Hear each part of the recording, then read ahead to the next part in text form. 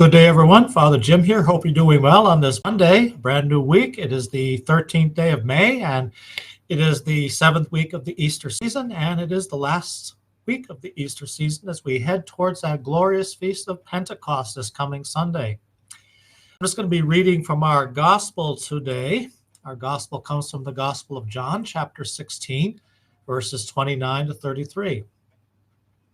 The disciples said to Jesus, "Now you are talking plainly, and not in any figure of speech. Now we realize that you know everything, and that you do not need to have anyone question you. Because of this, we believe that you came from God." Jesus answered them, "Do you believe now?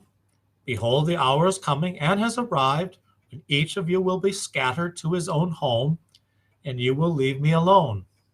But I am not alone, because the Father is with me.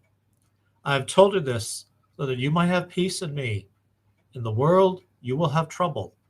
Take courage. I have conquered the world." Well, imagine what it must have been like for the disciples in our gospel passage today. There they are, telling Jesus with conviction that they believe that he has come from God. It is a bold proclamation, but they have confidently reached this conclusion and are sharing it with him. It would be fair that they might expect an affirming response from Jesus, and Jesus does affirm them, just not in the way they or we might have expected. Jesus acknowledges their belief and what it means to be a disciple of faith by telling them that their faith and that their very lives will be challenged and tested. As he said, "Behold, the hour is coming and has arrived, when each of you will be scattered to his own home, and you will leave me alone." This had to have been disconcerting for his friends. Had they not just professed their faith in him? Had they not been loyal this whole time they've been with him? But Jesus does not leave them bereft. His message of foreboding is countered with a message of encouragement and hope.